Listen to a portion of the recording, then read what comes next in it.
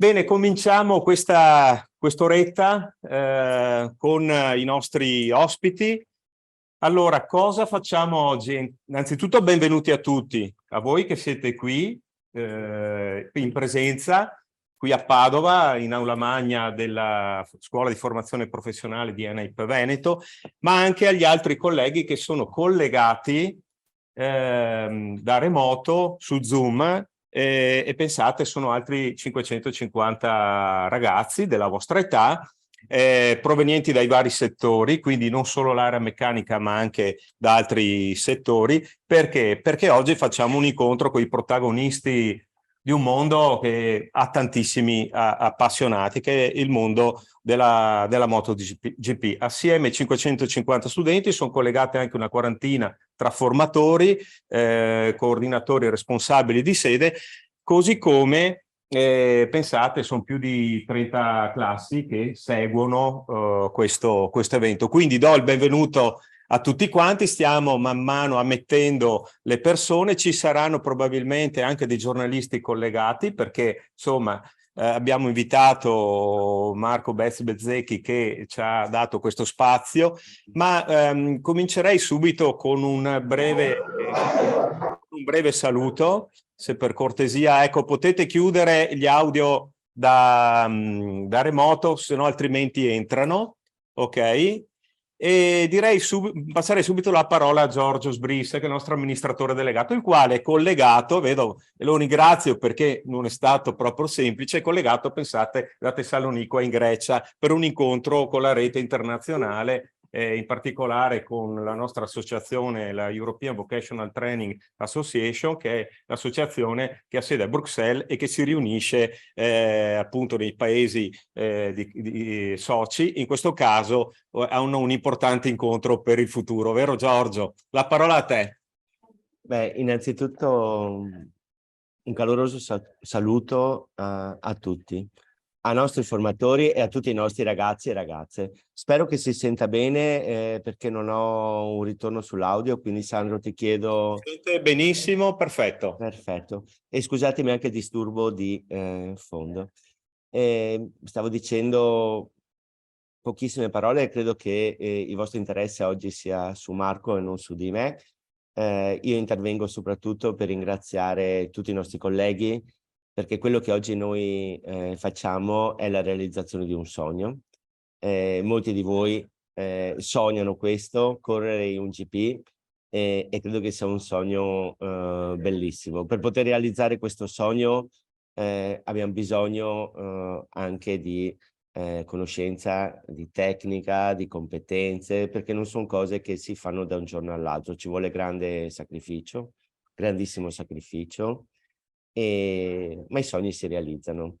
E credo che la cosa più bella dei ragazzi è la possibilità di avere questi sogni e realizzarli più degli adulti. E ne vorrei anch'io tanti sogni come i vostri. Quindi buon incontro e grazie Sandro e grazie ancora una volta a tutti coloro che permettono tutti i giorni di aprire le porte dei nostri laboratori, delle nostre aule e anche di poter incontrare persone come Marco. Grazie. Grazie Giorgio e buona continuazione degli incontri che hai e magari ci sentiamo più tardi. E un'altra persona che abbiamo invitato e che è un po' l'artefice anche di tutto questo è Roberto Scarabel, col quale poi ci intratterremo anche successivamente all'incontro con Marco Bezzecchi. Chi è Roberto Scarabel? Una persona alla quale io per esempio avrei acquistato anche qualche auto.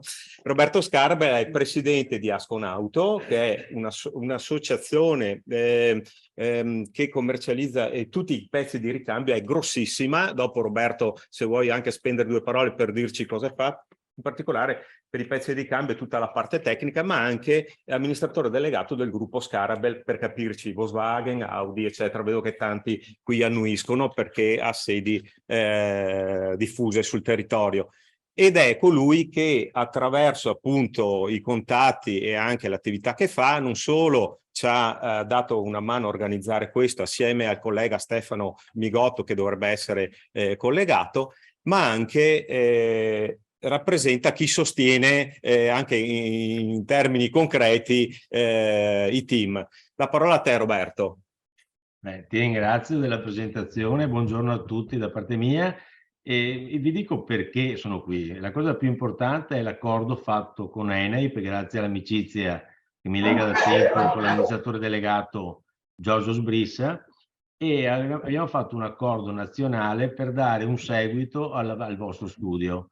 Noi abbiamo 1050 soci concessionari in Italia che rappresentano il 90% della distribuzione delle auto ufficiali.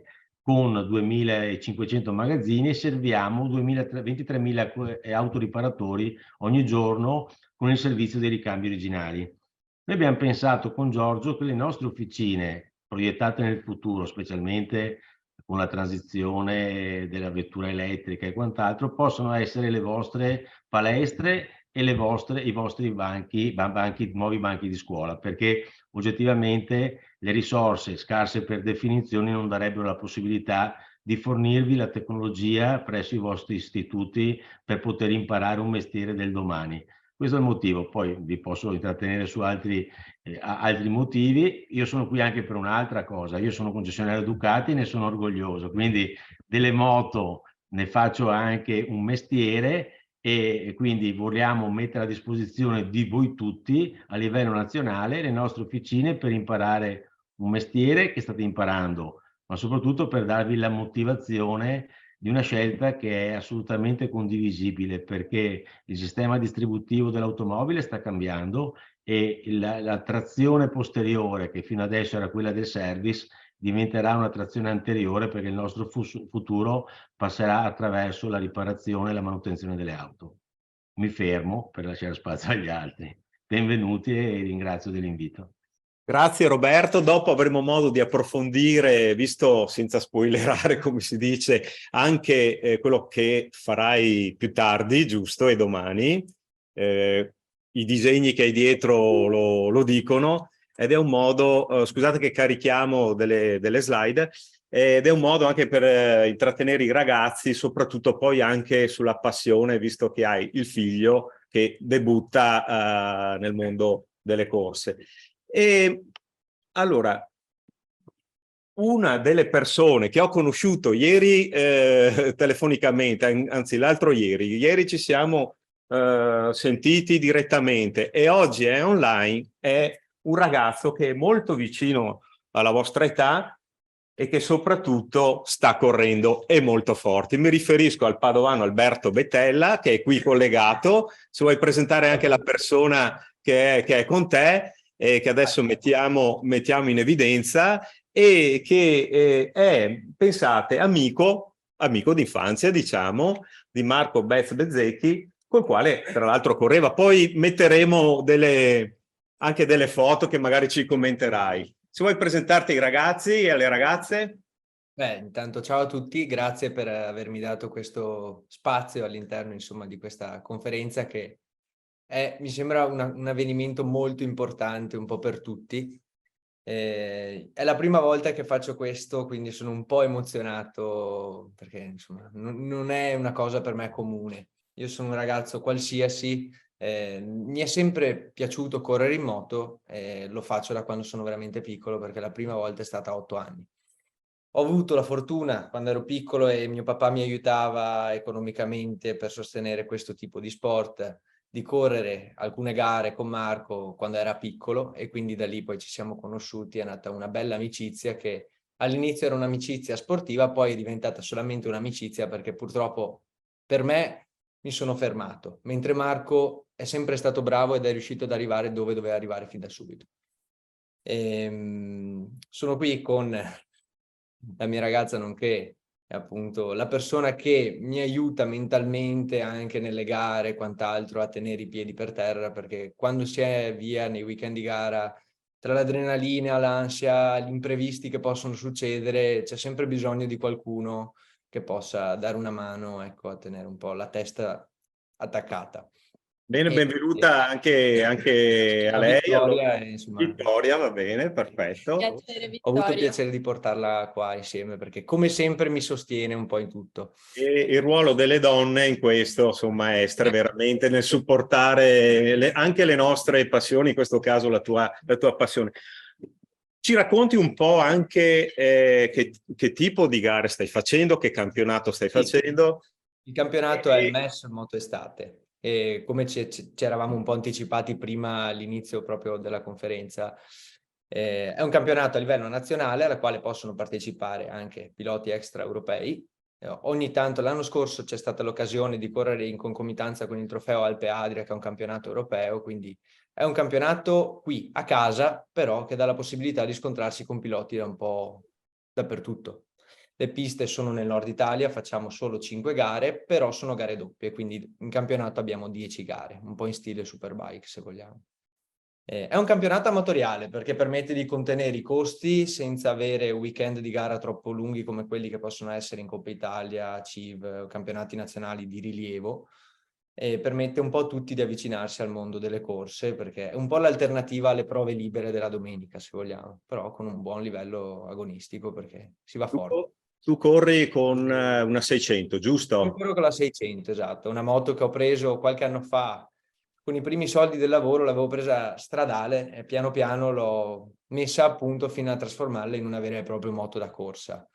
Me la gestisco io, ho un meccanico qui di Padova, ho trovato un sospensionista che mi dà una mano di Piacenza e c'è tutta questa sorta di amicizia, ci si fa un po' un favore a vicenda e alla fine le gare, i risultati vengono fuori, riusciamo a stare davanti a gente che comunque arriva con team, con un supporto tecnico magari anche superiore, però lavoriamo un po' alla vecchia maniera, ecco.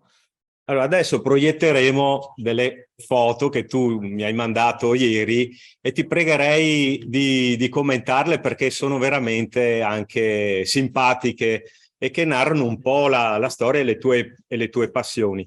Se vuoi, le vedi, Alberto? Io ora come ora vedo la locandina della Sì, masterclass. esatto. Adesso andiamo avanti. Ci vuole un attimo, c'è un minimo di ritardo nella trasmissione. Eccola qua. Questa è una foto impieghissima. Dove sei qui? Qui sono alla gara dell'altro ieri al Cremona Circuit. Dove mi hai raccontato quel piccolo aneddoto non da poco, Successa, diciamo, la cosa peggiore che possa succedere a un pilota di corse. Mi sono trovato senza freni in fondo rettilineo. Dopo era il secondo giro di gara, ero in scia a 250 km/h. Purtroppo i guasti possono succedere, sono macchine, hanno bisogno di manutenzione. Noi cerchiamo di fare il possibile, facciamo il check prima di correre, dopo aver corso, per far sì che non succedano queste cose. C'è stato un guasto, purtroppo è bastata una vite, è venuta via una vite e mi ha bloccato sostanzialmente la leva del freno addosso al semimanubrio, impedendomi di frenare col freno davanti. Purtroppo non è una cosa che ci si aspetta. Io ho sentito qualcosa nel giro di ricognizione, una leggera vibrazione, però dopo aver fatto un controllo in griglia di partenza sembrava tutto a posto. Purtroppo chiaramente mi sono dovuto ritirare dalla gara, è già tanto che posso raccontarvelo così da intero senza aver subito nessun danno, è andata bene, ecco. È uno sport pericoloso, bisogna sempre stare attenti, prima di tutto alla moto perché è il mezzo che ci permette di andare forte, però per andare forte bisogna farlo in sicurezza e quando le cose sono tutte a posto, allora si va veramente forte. La moto, diciamo, che è la prima cosa sulla quale si lavora ed è la nostra garanzia. Ci deve permettere di finire la gara senza aver problemi. Poi, è un po' l'assicurazione, come diciamo. Esatto. E lì per lì? Lì per lì è stata una sensazione davvero brutta perché a 250 all'ora più o meno si fanno sui 70 metri al secondo, se non sbaglio. E quando freniamo in fondo al rettilineo principale di Cremona siamo a 150 metri dalla curva. Quindi diciamo che in 2 secondi ho cercato di fare il possibile per rallentare la moto il più possibile prima di entrare in ghiaia ad una velocità comunque alta.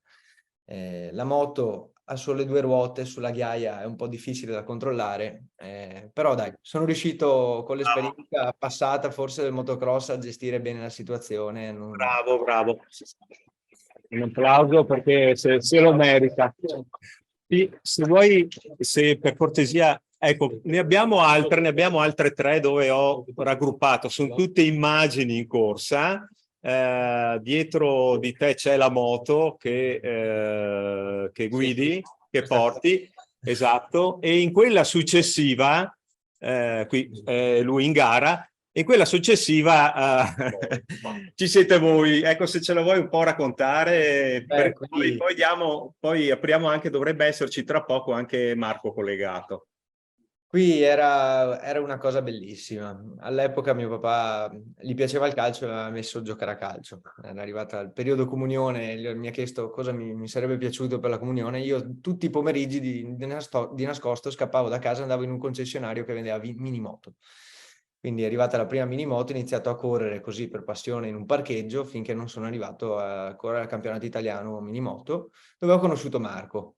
Da subito c'è stato un rapporto quasi fraterno perché ci sentivamo bene. Lui era sempre più veloce anche lì, non c'era modo di stargli davanti, non ce n'era per nessuno, da sempre è andato più forte degli altri. Però quando eravamo lì eravamo tutti bambini, era tutto un gioco, lo stress, la pressione non c'erano e credo che sia un bel ricordo per tutti, sia per me che per lui, anche perché insomma ha dato modo di legare, no, queste amicizie che poi anche nel tempo sono rimaste, nonostante siano passati diversi anni. Io con Marco ci ho corso solo nel periodo minimoto che è finito a 11 anni. Adesso quest'anno ne faccio 26 e per tutto il resto degli anni ci siamo sentiti proprio in amicizia, confrontandoci un po' sia sulla nostra vita che sui risultati e è stato bello vederlo crescere, vederlo arrivare lì. È una soddisfazione anche per me poter dire ho avuto il piacere di correre con una persona che oggi sta prestando così a un livello mondiale. Insomma. Molto bello, molto bello. Dovrebbe essere collegato, vediamo se per cortesia, sì, eventualmente poi. Buongiorno Marco, buongiorno. Ciao, buongiorno a tutti. Buongiorno. Ciao. Buongiorno Marco. Non so se rapidissimamente ti dico com'è il setting qui. Qui sono presenti in aula magna una cinquantina di studenti della sede di Padova, collegati con altre 13 sedi ci sono altri 550 studenti e oltre una quarantina tra responsabili, i nostri colleghi, formatori, tutor, eccetera. E naturalmente il cuore di questo incontro è il dialogo con te. Siamo molto onorati di averti qui e ti ringrazio fin da subito per il tempo che avrai a disposizione e ci dedicherai. E volevo semplicemente con una breve scheda, però correggimi assolutamente se c'è qualcosa di inesatto, presentarti, perché noi abbiamo di grandi appassionati che ti conoscono molto qua, che ti stanno seguendo. Prima con Alberto Bettella abbiamo anche visto delle foto di quando eri più piccolino, che correvate con le minimoto, ma pensate, allora Marco Bez, perché noi ti chiamiamo così, Bezzecchi, esatto, è nato a Rimini il 12 novembre del 99. 98. 98, scusa, ho letto male io. Pensate, un ragazzo un po' più grande di voi. I ragazzi qui hanno dai 17 ai 18 anni, la media, stanno finendo, si diplomeranno. Ma pensate, oltre a essere un romagnolo doc, perché Rimini è un po' la capitale, è nato in un territorio dove negli ultimi 50 anni sono nati Loris Capirossi, Andrea Dovizioso, Marco Melandri e naturalmente il Vale Valentino Rossi. È un talento, non perché lo dico io, ma perché è così e lo dimostrano i fatti, e corre da 2 stagioni con il Muney VR46, il racing team sostenuto da Valentino Rossi. E pensate, vi dico solo le ultime due cose, perché a febbraio, quando avevamo cominciato a organizzare la cosa, mancavano queste. Allora, viene dalla vittoria in Argentina, dalla vittoria ultima a Le Mans, dove veramente io ero davanti alla TV, mi hai fatto palpitare, è stata bellissima, in un circuito, tra l'altro, che è un circuito simbolo, ok? E adesso ti stai preparando per il Mugello, immagino. Quindi, è stata una bellissima gara con 3 Ducati, tra l'altro primo, secondo e terzo posto, davanti a Martin e Zarco, tanto per dire il calibro. E adesso ti trovi secondo in classifica e davanti solo Pecco Bagnaia, vabbè, e dietro ai Binder della KTM. Allora, una brevissima presentazione per inquadrare. Loro si sono preparati, hanno delle domande da porti.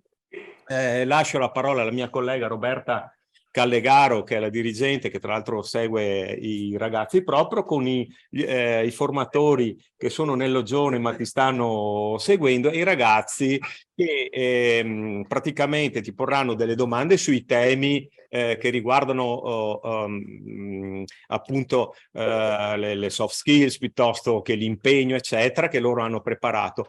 E tempo permettendo poi avremo anche delle domande libere anche da parte di coloro che sono nelle altre sedi. Anzi, pregherei chi ha domande da fare se cortesemente ce le mandano in chat, poi noi da qui le poniamo a Marco. Lascio la parola a Roberta Callegaro e grazie intanto ancora, poi ci risentiamo. Grazie a te. Grande emozione averti qua, perché siamo abituati a guardarti in TV alle domeniche. Sono emozionata anch'io, lo confesso. C'è anche grande desiderio di ascoltarti, perché oggi diventerai un po' il nostro ispiratore, l'ispiratore un po' dei progetti di questi ragazzi, partendo dal tuo progetto. Impegno nella vita, abbiamo letto, sappiamo che hai mosso i primi passi nell'officina del papà, se non sbaglio, a 10 anni. Ecco, questi sono ragazzi che sono spesso in officina perché stanno studiando meccatronica, carrozzeria, meccanica di autoriparazione, quindi sanno anche di cosa stiamo parlando. Impegnato nella scuola, nel lavoro, l'importanza del lavoro per ottenere dei risultati importanti. Sei un campione di carattere, di impegno e risultato, soprattutto per questi ragazzi che ti seguono. E vorrei lasciare la parola a Michele Zulian, che si diplomerà fra un mese, diventerà tecnico autoriparatore, che ha una domanda per te. Sì, allora la domanda è come hai potuto conciliare il tempo dello studio con la passione per i motori fino a farla diventare una professione? Allora, innanzitutto ciao a tutti, che ancora non vi avevo salutato bene. Grazie per tutti questi complimenti che mi avete fatto e sono contento di essere qua con voi. E allora, diciamo che non è stato semplicissimo, perché comunque quando fai uno sport a livello nazionale e internazionale il tempo che devi dedicargli è molto. Per fortuna comunque con la scuola, anche grazie ai miei genitori, che comunque giustamente mi hanno sempre dato una mano, mi hanno dato anche una spinta in più, e sono riuscito a far tutto. Ho avuto dei professori che mi hanno un po' aiutato, perché comunque mancavo tanti giorni da scuola, però insomma un po' facendo un po' di fatica, comunque studiando magari anche la sera o finendo di fare i compiti appunto tardi quando tornavo dalle gare, e un po' con l'aiuto dei professori sono riuscito comunque a prendere il diploma. Anch'io ho fatto l'istituto professionale di meccanica, e quindi mi ci rivedo insomma in quello che fate anche voi. Penso che sia stato molto importante, perché comunque alla fine quando fai uno sport non sai mai se può andare tutto liscio oppure no, quindi è importante avere sempre un diploma con sé per poi avere insomma anche altre possibilità, ecco. Questa è un grande obiettivo, ci piace sentirlo dire anche da te, soprattutto il tempo che hai voluto dedicare per formarti e quanto importante sia, è molto ispiratore per i nostri studenti. Soft e hard skill. Competenze tecniche sono assolutamente necessarie per il tuo lavoro, conoscere i dati, saperli leggere, interpretarli, trasmetterli, la messa a punto della moto, i tempi, le prestazioni, la precisione, l'accuratezza, la pista, la scelta delle traiettorie, le caratteristiche, la lingua inglese, ma anche le soft skill, queste competenze trasversali che noi in particolare qui a scuola puntiamo tantissimo e quasi dando una certa importanza, forse anche quasi come le competenze tecniche. Michele, ha una domanda forse per te su queste soft skill? Sì. A scuola ci dicono che sono importanti appunto queste competenze trasversali. E quanto contano nel tuo lavoro? Quando le usi e quali sono le più importanti da mettere in gioco ogni giorno per il tuo lavoro? Beh, allora, innanzitutto diciamo che il mio lavoro alla fine non è solamente andare in moto, direi che andare in moto è la parte meno impegnativa, nel senso ovviamente è faticoso e difficile, però è la parte anche più divertente. Ovviamente ci sono anche tante cose da fare poi appunto al di fuori delle moto, bisogna avere molte conoscenze sia tecniche che non per cercare di insomma riuscire a fare tutto, ci sono molti impegni mediatici, molte cose da fare, bisogna appunto sapere bene l'inglese perché appunto giriamo il mondo e bisogna sempre parlare inglese e bisogna saper leggere appunto la telemetria che comunque è l'unico mezzo che abbiamo per capire come migliorarci alla guida della moto. E quindi insomma queste cose qua sono le cose più importanti da fare per noi. Serve essere un po' anche capaci al computer perché per guardare la telemetria bisogna utilizzare il computer e quindi direi queste cose qua. Grazie Beth. Norme, regolamenti, comportamento, la pista è un luogo dove si corre, anche oltre i 300 all'ora, lo vediamo, ma lì come in strada ci sono delle... C'è Ion che sta studiando meccanica e carrozzeria, si qualificherà a brevissimo e ha una bella domanda per te. Sì, buongiorno. Volevo chiedere la disciplina nel tuo lavoro e cosa significa per te essere in pista, cosa provi. E quando sei in pista cerchi sempre di vincere, ma c'è un limite tra regolamento e voglia di vincere? Sì, alla fine allora la voglia di vincere è sempre tantissima, è quello per cui cerco di fare insomma sempre il massimo e ovviamente ci sono delle regole come in tutti gli sport, anche se comunque noi facciamo uno sport dove ci possono essere delle belle battaglie eccetera eccetera, però comunque ovviamente ci sono delle regole e non bisogna insomma essere troppo dei maiali, andare sempre addosso a tutti, ecco, però ovviamente è anche uno sport di appunto battaglie eccetera eccetera, quindi insomma le regole vanno rispettate, però comunque la battaglia è anche la parte bella, ecco, del nostro sport. Bene, grazie. Coraggio, carattere, montare penso in sella una Ducati da 240 cavalli, andare oltre i 300 all'ora, penso ci voglia un grande coraggio e anche molto carattere. In gara ci sono gli avversari, ci sono anche i compagni, ma c'è soprattutto la pista. Io su questo cosa pensavi di chiedere? Sì, a proposito che prima ho sentito che avete parlato della gara di Le Mans. Volevo chiederti quanto è importante per te la strategia per raggiungere i tuoi propri obiettivi e per avere successo. E secondo te in ogni obiettivo è necessario farsi una strategia? Beh, farsi una strategia secondo me ti aiuta un po' a cercare di sapere a che cosa vai incontro e avere magari anche un piano di riserva nel caso le cose non vadano come pensi. E quindi è una cosa secondo me abbastanza utile cercare di farsi un piano, una strategia nelle gare come non nelle gare. Ecco. E nelle gare la strategia è abbastanza importante, comunque le gare sono lunghe e bisogna gestire un sacco di cose, consumo gomme, consumo benzina e ovviamente anche la situazione in cui ti trovi, quindi faccio sempre una strategia, cerco sempre di immaginarmi un po' come potrebbe essere poi la gara e sperando che insomma vada tutto bene. Grazie. Grazie Marco. Adesso lascerei, so che hai ancora qualche minuto, con Laura ci siamo sentiti e dicevamo di lasciarti dopo un altro paio di domande. Darei spazio, se ci sono domande da parte delle altre sedi. Vedo una domanda da parte di uno studente di Verona. Prego, falla pure, Tommaso, se la vuoi scrivere. Eccola qua. Come si affronta la sfida di mantenere concentrazione e precisione? Prima ne parlava anche Alberto Bettella, che diceva che Vittoria è colei che lo fa tenere, come dire, un po' sul pezzo, che lo incoraggia, lo sostiene. Il supporto, ecco, psicologico e quindi anche fisico.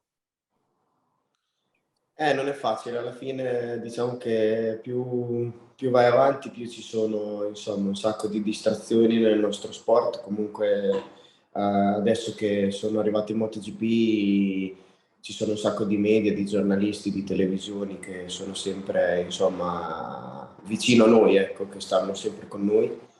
Quindi non è facilissimo, poi ci sono un sacco di tifosi, un sacco di gente che ti dice dai, mi raccomando, devi vincere, insomma non è semplice, però alla fine per fortuna io mi sono riuscito a circondare anch'io di persone che mi tengono sempre coi piedi per terra e mi cercano di sostenere anche nei momenti magari difficili, come la mia famiglia, la mia ragazza, ma anche la mia squadra, il mio team.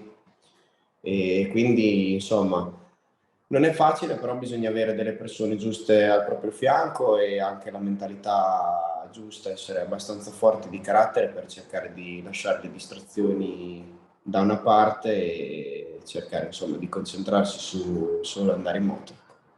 Noi in televisione ti vediamo spesso sorridente, allegro, che ha voglia di scherzare, eccetera, e credo anche poi che ci sia un ottimo rapporto con il tuo team. Ma volevo farti una domanda che prima, così qualcuno parlando mi aveva suggerito.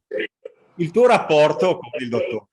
Non so, te l'avranno chiesto in tantissimi, però insomma... Io sono molto fortunato, nel senso che dai, sono uno dei pochi privilegiati, diciamo, che ha avuto la fortuna di conoscerlo, di diventarci poi amico e di correre per la sua squadra. È una grande fortuna. Poi adesso comunque ci conosciamo da ormai 10 anni, quindi abbiamo un rapporto fantastico e lui è veramente un figo, alla fine è molto alla mano, molto simpatico. Ovviamente è difficile avere la possibilità purtroppo di vederlo in tranquillità e serenità, per me lo è un po' di più perché appunto ho questa fortuna, però è un grande, insomma, dai, come si vede alla TV è molto simile anche poi nella vita reale, anzi forse anche meglio. E con la Ducati? Con la moto? Il ferro?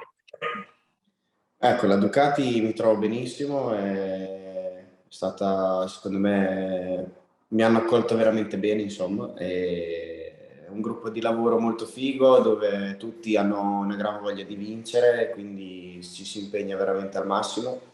La moto ovviamente è fantastica come tutte le MotoGP adesso al giorno d'oggi, però comunque mi sto trovando benissimo e è veramente un gioiello di ingegneria, di tecnologia, una moto incredibile, secondo me è veramente fantastica, è una grande fortuna poterla guidare e anche insomma, un gran divertimento perché per chi è appassionato insomma, può capire che è il massimo del motociclismo.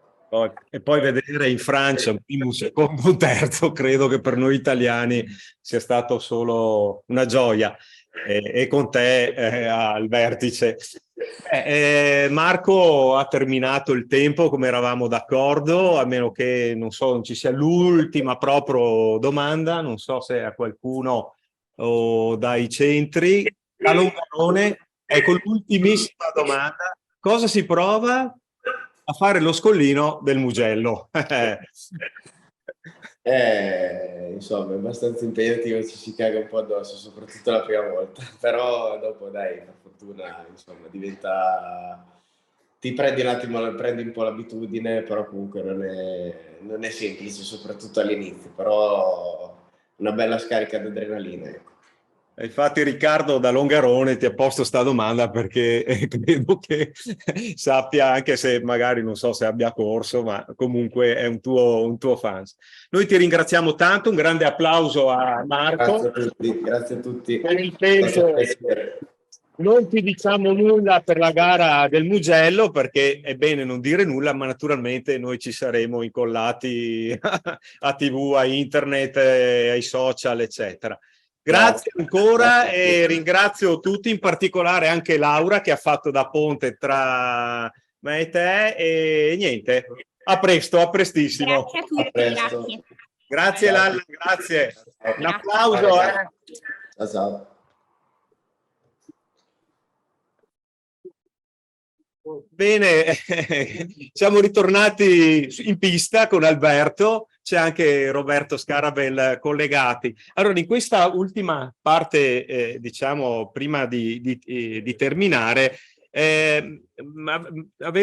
avevamo un'idea, cioè quella di lasciare i ragazzi, sia per quanto riguarda Roberto che Alberto, delle domande, anche se però appunto io ho una cosa che Alberto mi aveva detto e che riguarda i padovani, non so se riusciamo a portarla fino a Cittadella. Avevi fatto una promessa, giusto? Sentite qua che promessa Ci possiamo mettere d'accordo eventualmente, essendo che comunque la moto è mia, un giorno la posso portare lì a scuola.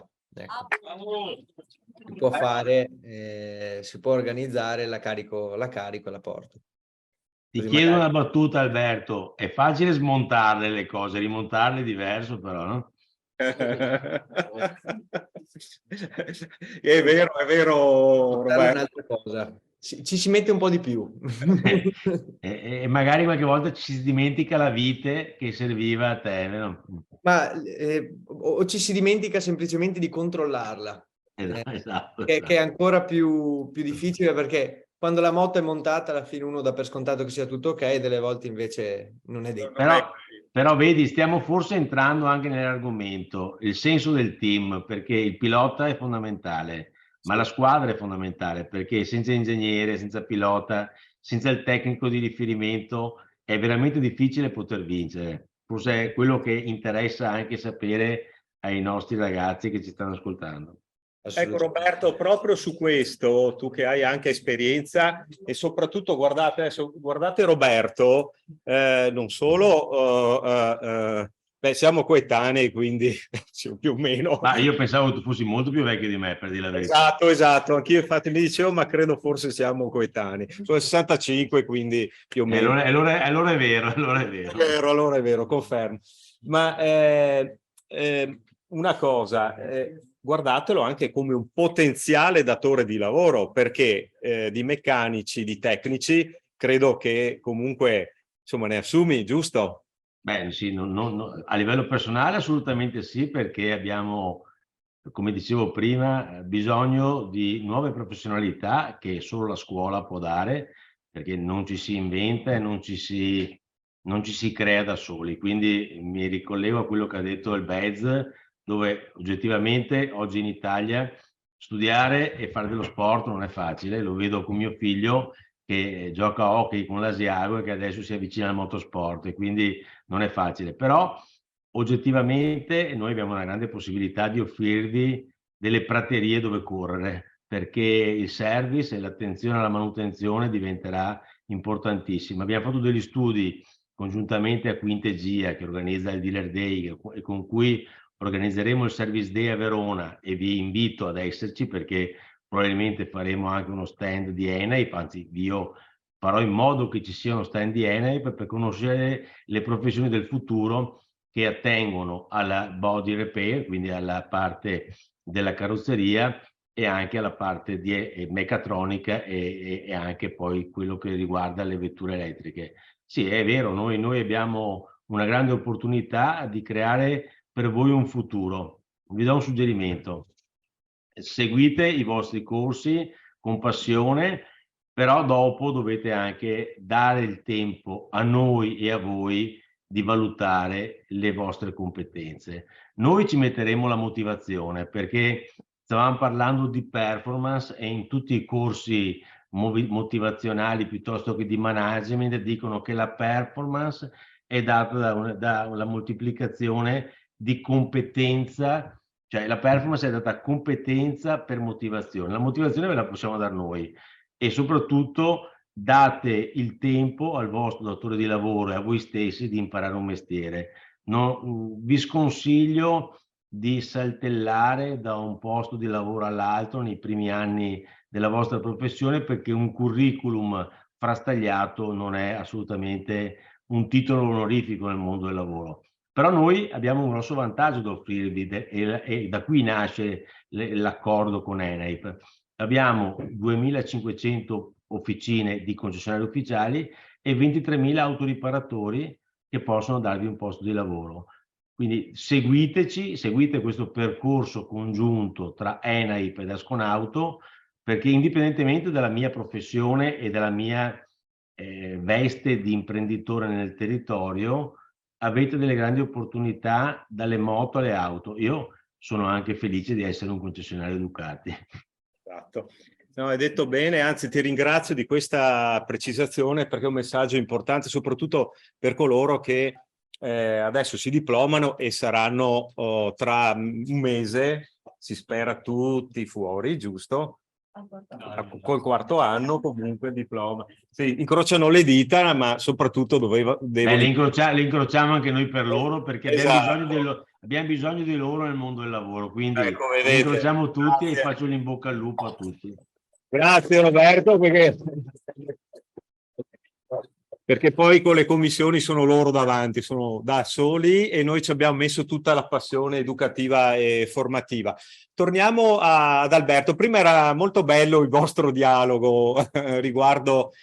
Alberto, tu quando è che hai debuttato? Mi hai detto sicuramente con le minimoto, ma con la classe maggiore, un po' quello che farà il figlio di Roberto appunto nelle prossime ore. Emozioni, ricordi?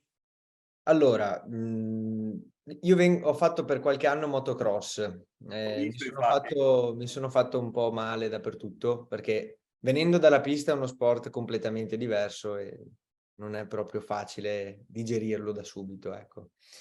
Finché quando dopo non ho iniziato a lavorare ho deciso, perché mi piaceva correre con la motocross, però la moto da pista è un'altra cosa, mi piaceva di più, di comprarmi la 600. Io con le ruote alte avevo fatto solo un test con la 125 quando avevo 13 anni, quindi diciamo che ho iniziato da zero ed è una cosa che è rinata diciamo nel 2018, quando io ho acquistato la moto che era stradale. Piano piano l'intenzione iniziale era quella di prendere una moto così per svago, per andare a correre la domenica con qualche amico, per puro divertimento. È successo che andavo a fare le giornate di prove libere e comunque mi trovavo sempre abbastanza davanti, trovavo sempre traffico, ecco. Così anche per una questione di sicurezza ho deciso di iniziare a fare le gare, non tanto per un...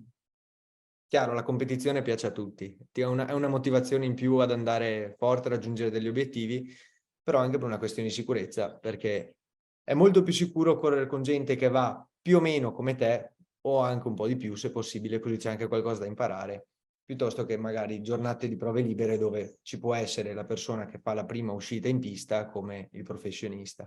Quindi diventa anche una situazione un po' più difficile, un po' meno sicura dal mio punto di vista.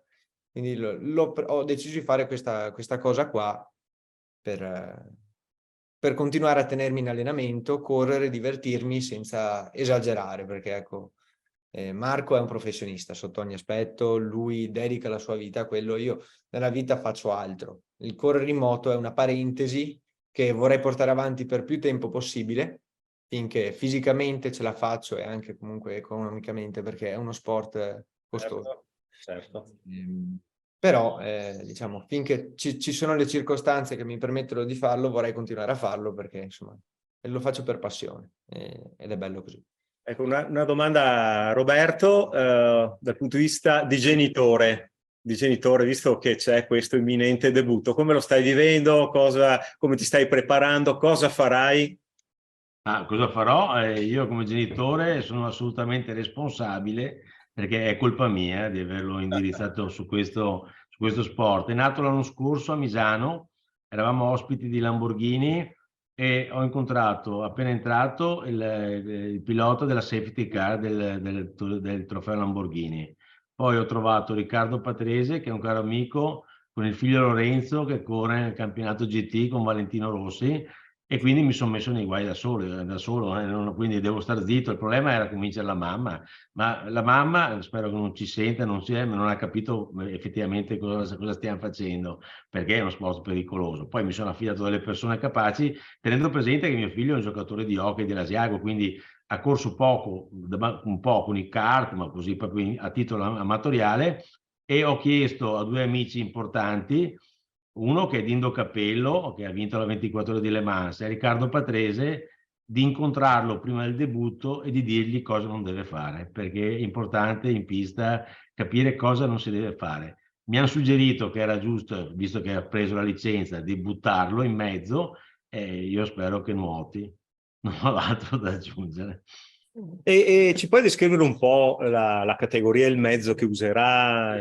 Sì, la categoria è un prototipo francese, si chiamano Midjet, dove corrono anche dei piloti di grandissimo blasone, non nel campionato italiano, che però è abbastanza frequentato, come mi pare anche nel campionato che dice Alberto, da piloti che hanno avuto esperienze importanti, perché c'è Loeb, c'è stato addirittura Panis, ha corso nei campionati francesi, quindi è un campionato monomarca divertente. Sono dei prototipi tubolari, hanno un motore Renault 2000 con 235 cavalli, è che la vettura pesa 700 kg, quindi la vettura va proprio, è molto performante. Ne ho provato una anch'io per divertimento, per capire dove sarebbe montato mio figlio. È un campionato molto seguito, ha addirittura delle dirette televisive nei canali chiaramente non Rai o comunque nazionali, ed è un campionato dove ci sono 35-40 macchine. E la prima gara è stata fatta a Vallelunga, la seconda al Mugello, adesso c'è Monza e Misano è in concomitanza con il campionato GT mondiale, dove corre Valentino e tutti i grandi piloti anche di altre categorie. L'anno scorso c'era Pedrosa, che abbiamo conosciuto, insomma, e la colpa è mia, quindi come padre sono preoccupato. Io vi dico, ho un fil di ferro che ho preso a Varano, che continuo ad attorcigliare nelle mani mentre lui è in pista, per vedere, anche quando non lo vedi e non lo senti, quando lo vedo passare sono molto contento, indipendentemente dal tempo inizialmente, poi adesso si comincia a guardare anche il tempo. Tipo scacciapensieri, insomma, questo fil di ferro, caspita. Beh, come si chiama, scusami, tuo figlio? Gerardo. Ecco, Gerardo Scarabel, bisogna seguirlo, giusto ragazzi, nei vari canali, vedo che già annuiscono, quindi... Vi darò delle informazioni. L'obiettivo suo, come credo Alberto possa condividere all'inizio quando si corre, è portare a casa il mezzo. Portare a casa il mezzo vuol dire portare a casa anche la testa e il corpo, ma così è nella vita, perché bisogna impegnarsi quotidianamente per un risultato che deve essere ambizioso per tutti noi. Però ci vuole metodo, l'ha detto prima Alberto, nel senso che non si raggiunge nulla improvvisandosi campioni. Campioni si diventa, ma bisogna diventare campioni nella vita. Ognuno di noi è campione nel suo percorso, Certo. ma ogni giorno bisogna impegnarsi per poterlo raggiungere. Quindi ragazzi collegati online, così come qua, potenzialmente siete tutti dei campioni nella vita, non per forza con le moto, non per forza con le auto, ma ciascuno ha la propria vocazione, il proprio talento da coltivare. Chissà che magari, come è successo, noi abbiamo avuto in passato altre persone, altri ragazzi, ricordo per tutti uno che è stato nel team Ferrari per molto tempo, nella squadra proprio corse, che poi ha lavorato alla McLaren, alla Bentley, eccetera, che è qui un padovano e che viene fuori proprio dal centro di Padova. Così come ne abbiamo avuti anche altri nei vari settori. Ecco, nessuna strada vi è preclusa. Ecco, questo è un messaggio importante. Così come importante, che tu l'hai detto, l'ha detto Marco e ce l'aveva ricordato anche Alberto, l'impegno. Ecco Alberto, rispetto al lavoro e alla passione che stai portando avanti. Quanto dedichi in termini pratici di ore, di impegno, di giornate all'uno e all'altro? Naturalmente immagino che il lavoro sia prioritario in questo periodo. Sì, io lavoro tutti i giorni dalle 9 fino alle 7, dalle 9 del mattino fino alle 7 di sera. Cerco di allenarmi cerco di concentrare la mia preparazione principalmente nell'allenamento fisico, quindi compenso un po' la preparazione atletica con il pugilato, perché la palestra non mi è mai piaciuta tanto. Il pugilato lo trovo un ottimo sport per la preparazione atletica propedeutica al motociclismo, perché ci si allena molto con i riflessi, con la velocità, e bisogna usare soprattutto la testa, che è una cosa che in macchina e in moto si usa tanto. Quindi non è nulla, non c'è un movimento fatto a caso, ed è uno sport che mi piace tantissimo. Lo pratico un paio di volte alla settimana, sempre in orario serale. Vado dalle 8 fino alle 11 più o meno. Dov'è che vai a correre? E con gli allenamenti cerco di girare qui vicino a casa. Purtroppo la pista di Adria è stata chiusa, che era ottima per allenarsi, anche perché era qui vicina, e si potevano fare i turni pomeridiani da un paio d'ore, giusti per... Avevamo anche noi dei progetti, perché abbiamo dei team di kart, Longarone, Padova, Cittadella e altri, che sono un po' fermi anche per questo motivo, cioè nel senso che non è semplice trovare piste disponibili. Invece una domanda a chi ti sta a fianco, questo non era previsto. Vittoria, com'è invece stare a fianco ad Alberto, che da quello che ho visto, adesso lo facciamo diventare rosso, non sta mai fermo? All'inizio era strano, perché abbiamo degli stili di vita molto differenti. Poi in realtà con il tempo mi sono abituata e appassionata anche alle sue passioni. Mi sono avvicinata al mondo del motociclismo e anche delle macchine, e sì, è sempre emozionante e anche un po' pauroso andare a vederlo, perché sì, è uno sport molto adrenalinico, però vedo la passione che lo lega, vedo che ci mette cuore e anche e soprattutto testa, perché è veramente bravo e responsabile alla guida.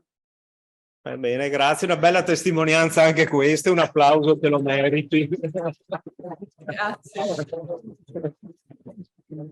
Roberto, prima di salutarci, tu sostieni di fatto l'organizzazione, eccetera, sostenete, immagino, vari team piuttosto che campionati, eccetera. Da quel punto di vista, come vedi, scusate ragazzi, come vedi un po' il mondo degli sponsor tecnici, immagino, dal tuo punto di vista? Perché tanti mi dicono che sono fondamentali, oltre a mettere risorse personali come lo fa Alberto, anche per sostenere veramente i campioni del domani.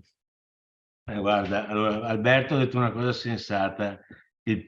Sulle macchine, sulle moto ci dovrebbe essere scritto grazie papà, perché credo che è la cosa più è il primo passo. Tutti il papà, perché veramente... Grazie papà sul cofano oppure sul cupolino, perché all'inizio chiaramente è così. È una domanda un po' difficile, anche perché ti dico la verità, io ho un passato sportivo solo come sciatore e ho fatto molta fatica a trovare degli sponsor, a parte la Blizzard, che ringrazio ancora, e la Tecnica, però parliamo veramente di 40 e passa anni fa. E non è facile, è una domanda, ti dico la verità, alla quale non so rispondere, perché non ho ancora affrontato il tema.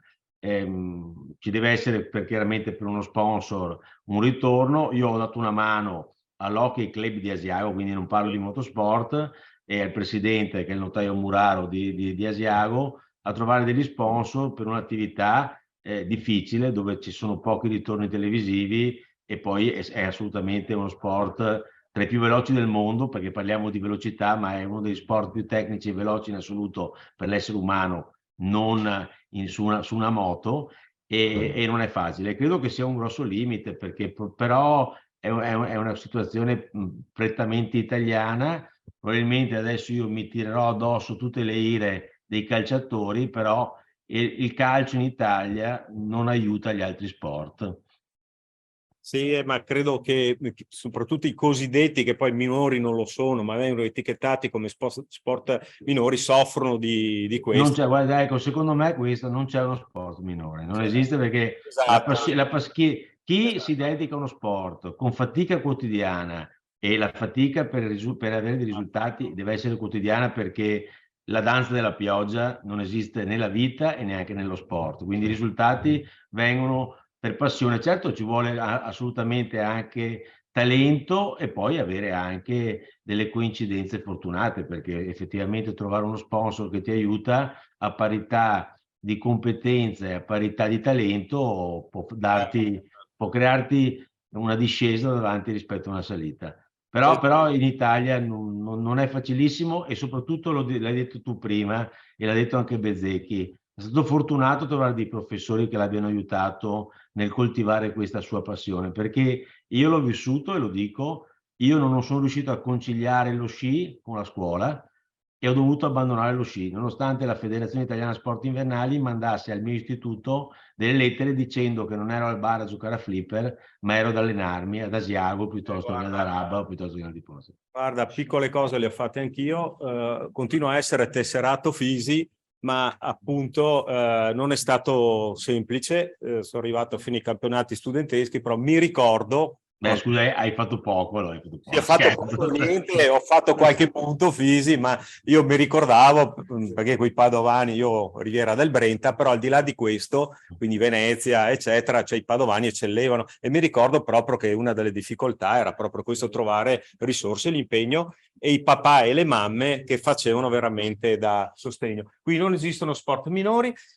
Se ci sono domande prima di salutarci da qui, ragazzi, visto che abbiamo questa possibilità di avere delle persone con noi che veramente ci hanno dedicato spazio e tempo ai loro impegni, anche online, quindi non fate i timidi online. Ecco, qua vedete una carrellata di quanti sono i collegati. Non so se c'è qualche altra domanda.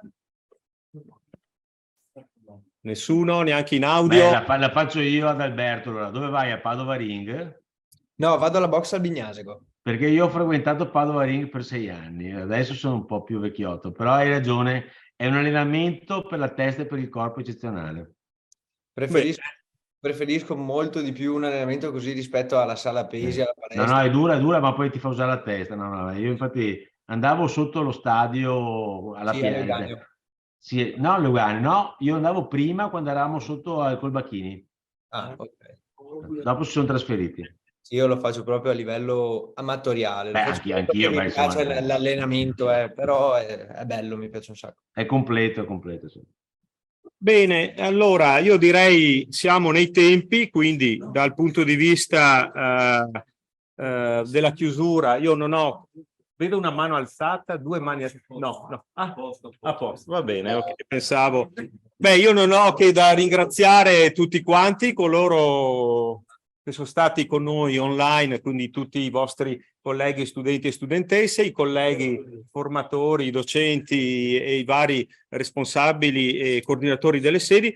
Naturalmente ho già ringraziato Lala Beretta, che è la senior press officer del team con cui siamo stati in contatto, e Roberto Scarabel per questo diciamo angolo, diciamo punto d'osservazione al quale ci hai portato dei consigli molto importanti, compreso anche la tua visione da imprenditore, quindi avete capito le potenzialità della rete di Asconauto. Grazie a voi. E non da ultimo, vabbè, Marco l'abbiamo ringraziato, ma sicuramente Alberto Bettella e Vittoria per queste testimonianze. Naturalmente l'invito c'è, parlo con Roberto, abbiamo in atto alcuni progetti, tra l'altro quello appunto con Asconauto che nei prossimi mesi si svilupperà ulteriormente. Con te l'invito qui c'è e naturalmente non a piedi, credo, perché saranno molto curiosi di conoscere te, ma anche di vedere la tua moto. Grazie a tutti, grazie Vittoria, grazie a tutti i colleghi. E ci si vede alla prossima masterclass.